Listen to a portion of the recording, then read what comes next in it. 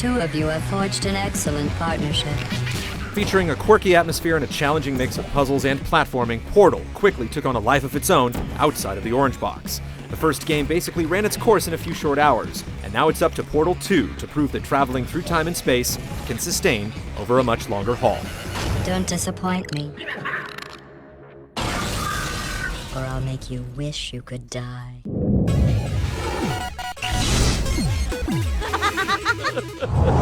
You're not going to believe this. A human. I know, I wouldn't have believed it either. Apparently this human escaped and nobody's seen him since. Chell thought she had escaped the Aperture Science Labs in the first game, destroying the passive-aggressive AI named GLaDOS in the process. After waking from yet another extended sleep, she finds herself back inside the facility. With the building in ruins and a brand new ally named Wheatley more than willing to help, she sets off to try and escape once again. Of course, nothing is ever as it seems in Aperture, and Chell quickly discovers that GLaDOS is alive and back up to her old tricks. From here, the story takes several twists and turns, though cinemas are used with brevity in favor of on-the-fly audio commentary that serves to both belittle and inform the player. Look, we both said a lot of things that you're going to regret. More than the plot itself, the quirky setting and characters give Portal 2 an air of mystery.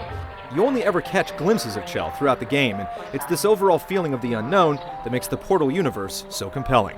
Well, I've been working on a belated birthday present for you. Well, more of a belated birthday medical procedure. Well, technically, it's a medical experiment.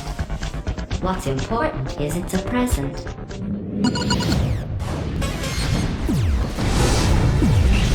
To help you remain tranquil in the face of almost certain death, Smooth Jazz will be deployed in 3, 2, 1. The first Portal was chided for being on the short side, and Valve has listened by delivering a game several magnitudes larger than the first. I don't want to go in there. Don't go in there. She's off. Don't panic over her. She's off. All fine. On we go. It's designed in distinct sections. You'll tackle one test chamber after another before things open up and it turns into a more typical adventure game, only for the cycle to repeat itself. It goes a long way towards sustaining what began as a simple room-by-room concept. You'll still get plenty of that, though. Huge chunks of the game consist of entering a room, figuring how to get out of it, and then taking a lift to where it all starts over again. Helping ease the grind is the gradual introduction of new tools. Of course, the portal gun is at the crux of everything. You essentially use it to create both ends of a portal and then zap back and forth between the two entry points. This is just the beginning, though. Eventually, you'll be manipulating all manner of objects, substances, and physics, trying to figure out how to get from the entrance to the exit of each room. Target acquired. While the single-player experience is far larger than the first game, Portal 2 also includes an equally lengthy standalone cooperative campaign you can play online or off. The PlayStation 3 and PC versions are able to communicate with each other, while the Xbox 360 version is essentially a closed system. Either way, the puzzles are a bit more challenging, but as they say, two heads are always better than one. I don't know what you think you are doing, but I don't like it. I want you to stop. Portal 2 plays significantly different in co-op. First of all, it's one test chamber after another without the cinemas and story elements prevalent in the single-player campaign. Every last room is built for 2 players to complete, so it's not like you have 2 portals to tackle a task that requires 1.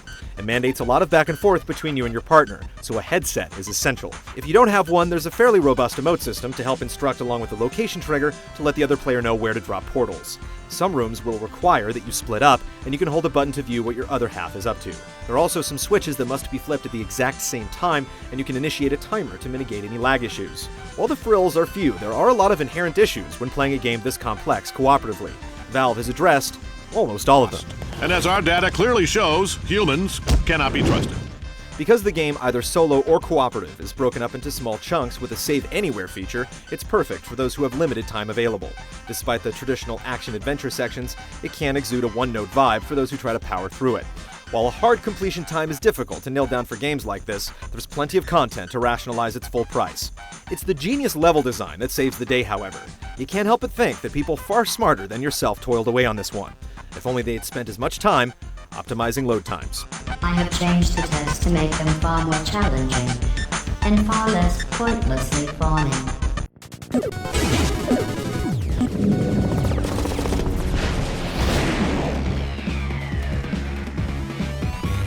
Portal 2 is a puzzle game with light platforming elements. In fact, most of the actual jumping is the result of manipulating portals and other elements to gain momentum and fling Chell and various objects around the test chambers.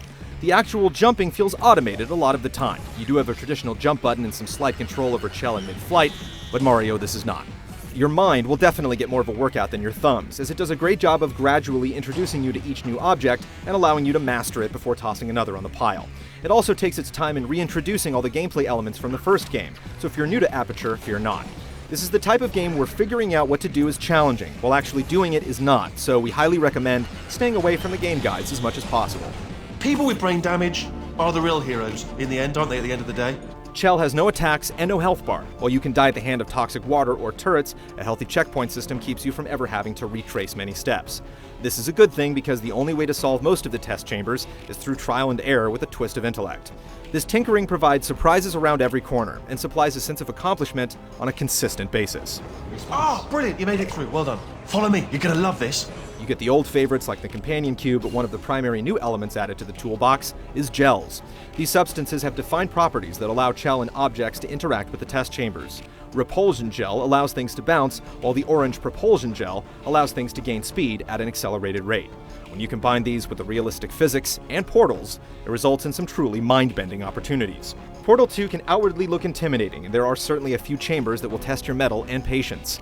It's also been so well balanced that just as you're about to give up, you discover the solution and move on to the next test. It's hard to find a better sidecar game where a friend can sit with you and glean almost as much enjoyment out of it as you solve the riddles together. The co-op campaign, which can be played locally via split screen, is a testament to this. Every time you fail, it's a reminder of the way things used to be.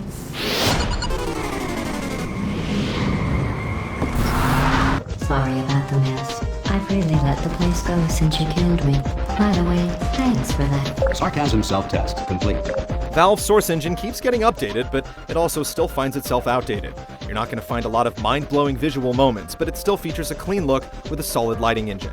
A large portion of the game takes place in a sterile research base, and while the artists have done their best to mix things up, you can only look at so many gray rooms before it all starts to blend together. Occasionally, you'll find yourself in wide open areas, but these environments are rare and only help reinforce how redundant Aperture eventually becomes. You know, if you'd done that to somebody else, they might devote their existence to exacting revenge. The audio is anything but mundane. GLaDOS' constant auto-tuned barbs are extremely well written and voiced, helping lend some character to an otherwise Spartan presentation.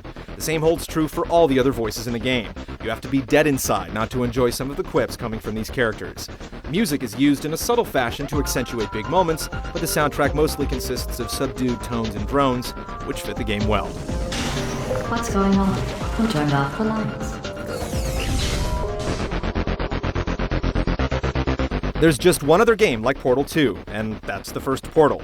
Just like its predecessor, this sequel manages to wring every last ounce of enjoyment out of seemingly simple core concepts. If you're strictly into action, its slow, plodding, calculated pace will be a turnoff. Yet somehow Valve has managed to make a puzzle game that will make your pulse rise, with a never-ending daisy chain of positive reinforcement.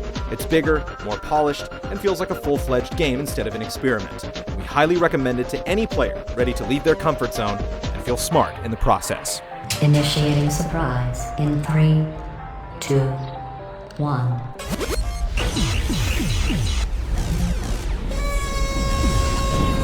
Surprise.